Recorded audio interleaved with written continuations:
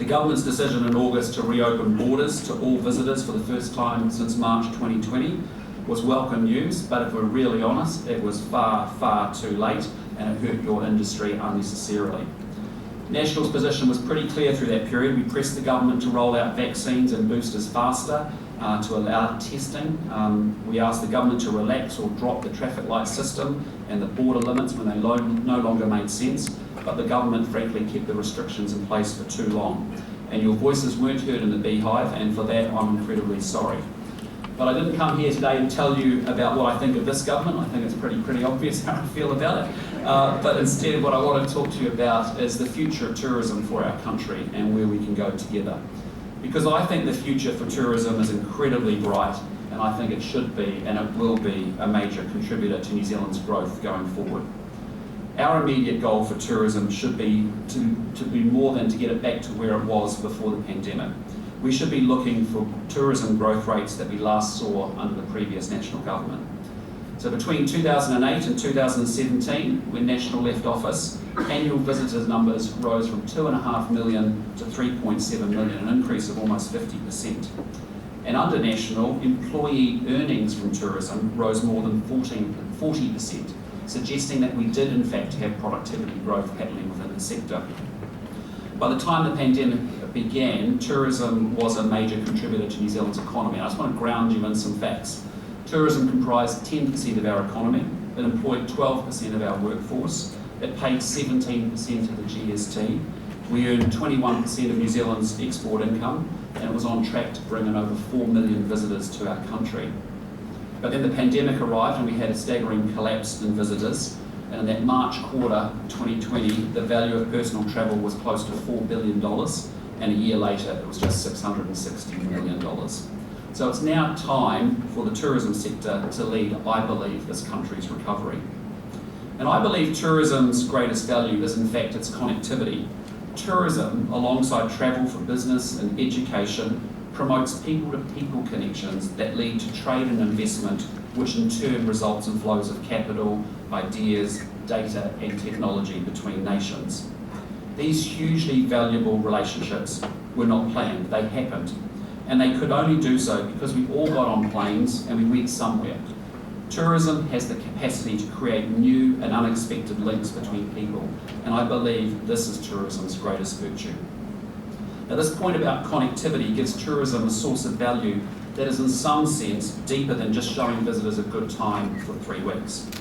Connections between people and between businesses drive productivity, and that of course is the biggest economic challenge that New Zealand has.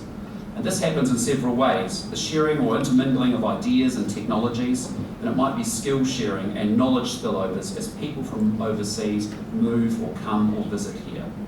Connections ultimately expand our markets, and that gives businesses access to more customers, but also greater competition, which in turn gives business added incentive to invest and innovate.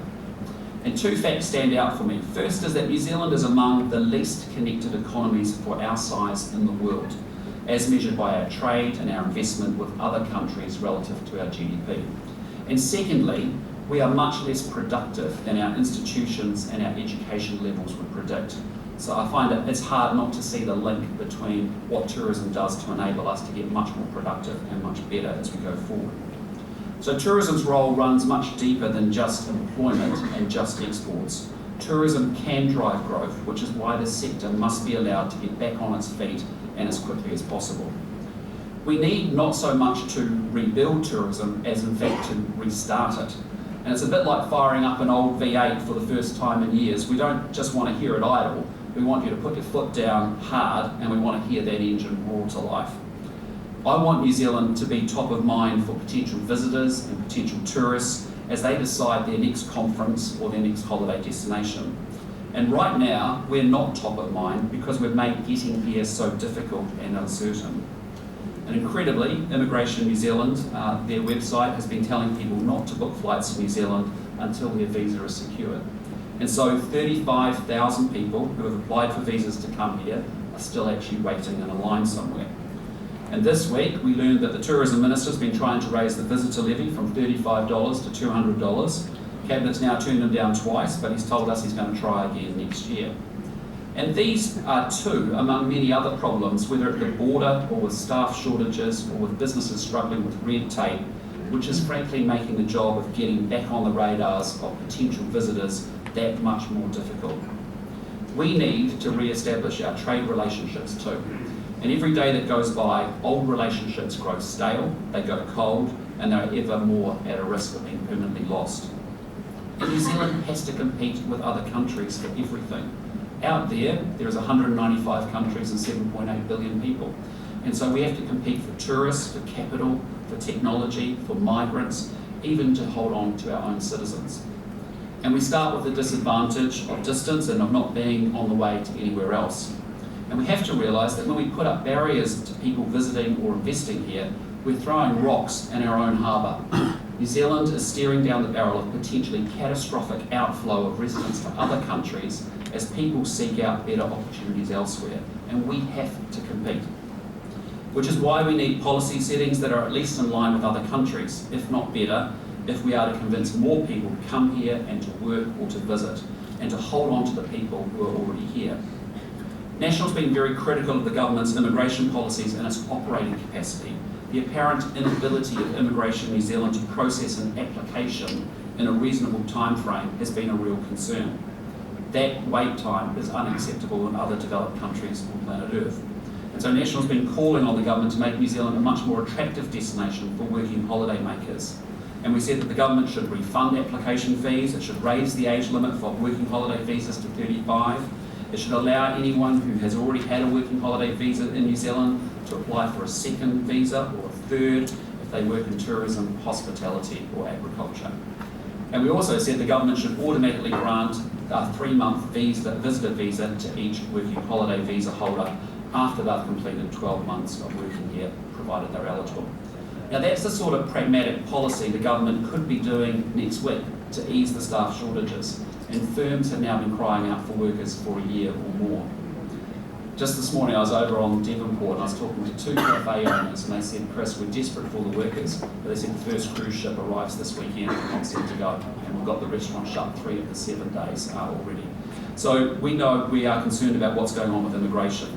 And opening the border will achieve less than it could have otherwise if people from non-waiver countries cannot reliably get a visa.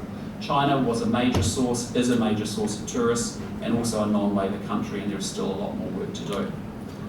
So I want tourism to flourish this decade, and I guess where is that growth going to come from? Part of my view is it should be through seasonality, continuing to extend the visitor season into the shoulder months of spring and autumn, as we were doing before COVID. And that will create value by making better use of our infrastructure that would otherwise sit idle in those peak times. But I also believe the main way forward for New Zealand is through value over volume, and we've talked a lot about that as a concept too over the years. We need to earn a lot more from each of our international visitors coming to New Zealand. And the likelihood of more turbulent economic times ahead of us as a global economy means accessing those higher value visitors who we found in the GFC too is a really good way and a good move, as those visitors tend to be much more recession-proof in tougher economic times.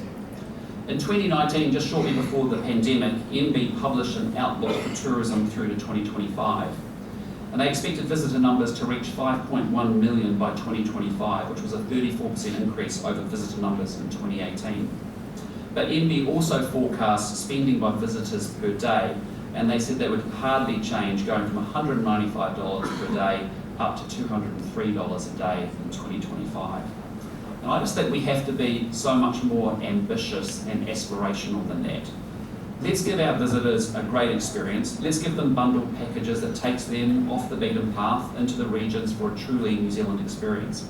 Because this country is amazing, it's incredible. And it's not only because of our landscapes, but it's because of our unique and sometimes quirky attractions. And it's because New Zealanders are good people, always ready with a smile and a warm welcome, and nowhere more than in our regions. And I see real value here, billions of dollars added revenue every year.